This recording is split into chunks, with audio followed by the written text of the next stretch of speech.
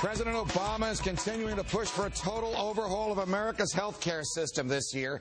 It's his top domestic priority. While hospitals say they're ready to give up about $155 billion over 10 years in government payments, which could help cover millions of uninsured Americans, Congress is putting up roadblocks. Lawmakers came back from the July 4th holiday break with plenty of questions and concerns about key parts of the legislation, particularly the prospect of taxing benefits. You heard me, taxing your health care benefits.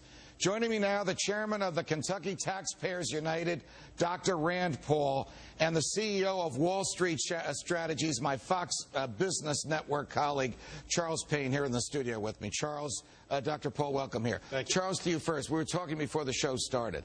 What will Obamacare cost us in cash, in dollars? Without a doubt, Judge, it's going to cost a lot more than the $1 trillion they keep throwing about. Listen, when they first laid out the plan, the CBO came back to Congressional Budget Office and said, listen, this plan, $1 trillion, will cost $1 trillion and only cover 1/3 of the people. They've done some rejiggering of the numbers, and they're coming in, and they keep trying to stick to this $1 trillion number. I think they're not being straight up and honest with us about that. They're not even, they still haven't figured out how they're going to pay for it. Of course, they're now talking about a surtax on the so-called rich, you know, anybody making over $250,000 a year. That would include small businesses, an absolute unmitigated disaster.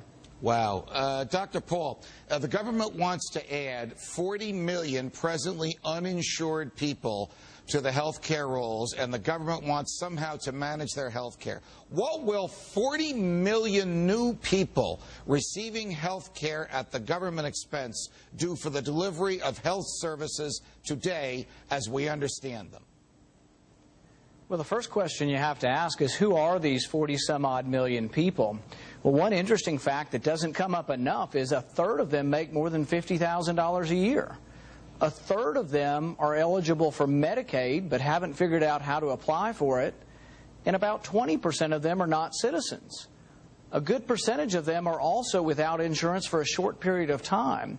So my question to Obama and the Democrats is, are you going to throw out the entire system we have? Are you going to bankrupt the country or throw us into bankruptcy even sooner for a problem that really has other solutions? If some of these people choose, because they're young, because they think they're Superman or Superwoman, because they think they don't need health care at this point in their lives, not to have health care, but the government will force it on them anyway, what is that going to do to things like waiting time in emergency rooms, waiting time to see a specialist, waiting time to get a test? Basically, Charles, tell me if you agree with this, government rationing of health care. Without a doubt. I mean, just look around the world. Everywhere there's universal health care, we hear the horror stories. And no one can even debate that. I don't think we have the infrastructure to handle it all. I think they're also underestimating just how much use there's still going to be for emergency rooms. And, you know, at the end of the day, Judge, it's just absolutely ridiculous. Dr. Paul hit on it. You know, if you look at the details of this thing, just who are we trying to cover at the, you know, here's the real deal. At some point, I think everyone's going to be forced, or a lot of people are going to be forced to a single-payer system. Right now, almost 90% of Americans say they're satisfied. We're talking 250 million Americans who are already covered, who are satisfied with the system. Dr. Paul, by the way, if Dr. Paul looks familiar, he is the son of Dr. Ron Paul, a member of Congress from Texas and a frequent guest on Glenn's show. Dr. Paul, how will doctors react to a single-payer system in which the federal government tells them what choices they have for services to render to their patients and what they can charge? I'll give you an example of what happens under a socialized system or a single-payer system. In England, you know, it's essentially free to go to the doctor, and so people go in great waves to the doctor. It's overutilized, which means that then they have to ration the care. That is ultimately, even the proponents of this, they don't like to use the word rationing, but that's what happens. So I deal with eye disease. The most common form of blindness in the United States for elderly people is macular degeneration, or scarring of the center of the retina. Well, one of the treatments is a drug named Avastin.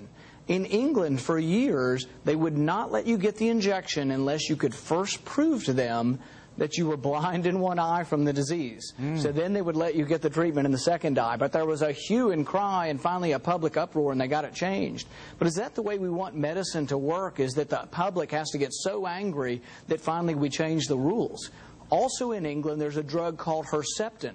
It blocks the estrogen receptors in breast cancer, and it allows women to avoid getting breast cancer again, and it's illegal in England because it's too expensive. That's what will happen when the government's in charge. The other question I ask people frequently is, you want government to be in charge of your health care? Just think how good they were at distributing water at the Superdome after Katrina.